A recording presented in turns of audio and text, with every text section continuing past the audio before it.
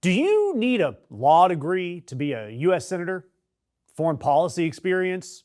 Military service? What about ever winning an election for anything? School board, HOA, anything at all? Apparently not. Because all you need to do is be related to the last guy, and then you are in business. We'll also need to follow the money, and I'll get to that in just a minute. But Monday afternoon, the governor of South Carolina appointed Lindsey Graham's little sister, Darline Graham Nordone, to Lindsey Graham's seat in the U.S. Senate. And here's the thing. The governor actually didn't really get to pick, because it seems like this thing was a done deal while Lindsey's body was still warm. Donald Trump posted about it on Truth Social Monday morning, hours before the governor's own press conference announced this. And Trump said this would be a fabulous tribute to Lindsey, who loved her dearly. Tim Scott went on TV and called her a wonderful placeholder. What the hell? A placeholder? No, not a leader, not a fighter, an effing placeholder. That's the nicest way anyone has ever said, ma'am, we just need your last name and your voting hand. And so who exactly is she? Because she is a real person, Darline Graham Nordone, a certified optician. She spent years helping blind and low vision South Carolinians find work. She serves on the state's Commission for the Blind. That's real work, honest work. Work that helps actual people, and for that, I commend her. I mean that.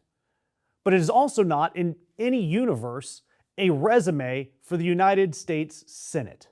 She's never held an elected office, not city council, not school board, nothing. And Wednesday, she gets sworn into a body that votes on war powers, Supreme Court justices, and could change the face of free elections in this country forever. So why her? Why now? And I want to start with the math because it has nothing to do with her qualifications. Trump's Save America Act, that bill that would make you have to show a passport or birth certificate just to re-register to vote, has failed in the Senate twice this year.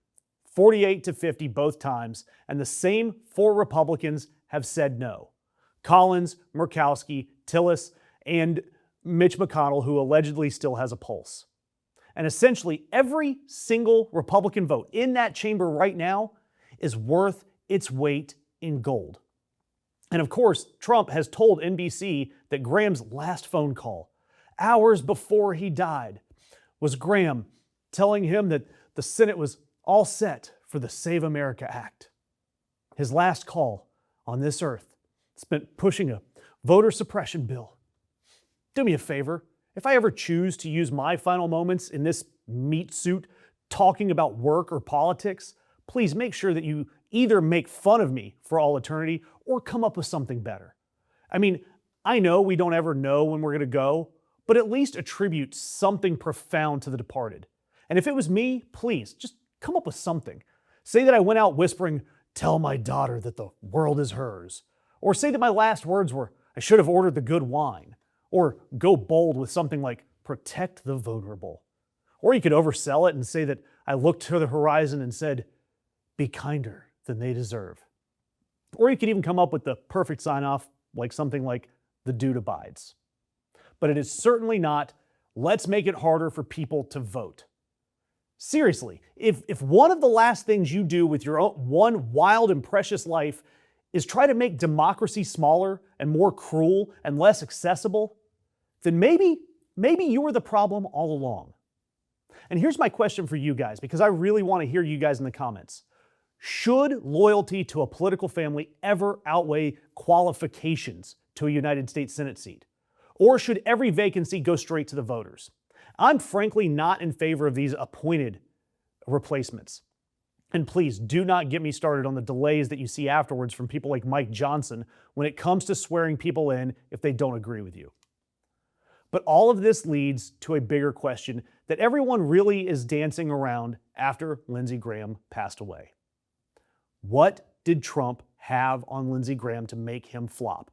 And what was promised to Darline that made her so willing to jump into that seat? Because remember, back in 2015, Lindsey Graham despised Trump. But by March 2017, they were having lunch in the Oval Office and maybe getting their makeup done together. I don't know. Look, there have been rumors for years about why Lindsey Graham flipped. Blackmail, dirt, and that stuff, it could be true. I've got another video that's going to cover Lindsey's preferences, but frankly, we don't need that dirt because the real answer is sitting in the FEC filings in black and white. Trump didn't have something on Lindsey Graham. Trump gave something to Lindsey Graham. And watch how this works, okay? Start back in 2017. A South Carolina political blogger literally publishes an article called Dead Senator Walking about Graham. Graham is polling so badly back home that his own state's Republicans can't stand him anymore. So Graham knew what he had to do. He had to brown-nose Donald Trump. He even told the New York Times, quote, "I went from, okay, he's president, to how can I get to be in his orbit?" Then October 2018, the Kavanaugh hearings, Graham delivers that red-faced, finger-wagging performance for the cameras. And his approval in South Carolina jumps 21 points, from 51 to 72 in just 6 months. That dead Senator Walking is suddenly now an untouchable senator. And then the money starts showing up. Record fundraising quarter, then another record, the biggest single quarter in South Carolina history. And my favorite detail, when I started looking into all of these filings, it was something like 87% of that money came from out of state. South Carolina didn't buy Lindsey Graham's loyalty. The national MAGA machine did. The Adelson family alone dropped $1 million into his super PAC. Now, Lindsey Graham did try to have a conscience once, and that was on January 6, 2021, that disgusting day in American history. And Lindsey Graham stood on the Senate floor and says, "Count me out, enough is enough." But just 103 days later, a brand new committee registers with the FEC, and what's its name? The Trump-Graham Majority Fund, a literal joint bank account with both of their names on it. You can look it up, seriously. The committee ID is C00777-219. It's out there for anybody to see. So enough is enough lasted about as long as my New Year's resolution to stop wasting my money on more soccer jerseys. Which is to say, look, I'm an Arsenal fan and I can't help myself. My closet is now a lot fuller. But look, no, I don't think anybody had anything on Lindsey Graham, or they didn't have to. Because with quid pro comb over, the deal is always sitting out in the open. You put the loyalty in and you get money, power, and your political survival comes out.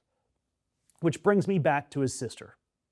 Because if that is what bought him, what's the rate for a family member now? What was promised? What continues to be promised? And I don't know, because no one outside of a very small group of people knows. But when a president jumps a governor's announcement to install a guaranteed vote in the Senate, in the same week his voter suppression bill is sitting just a couple of votes short, you don't need a conspiracy theory. You just need to go to sites like opensecrets.org and start digging.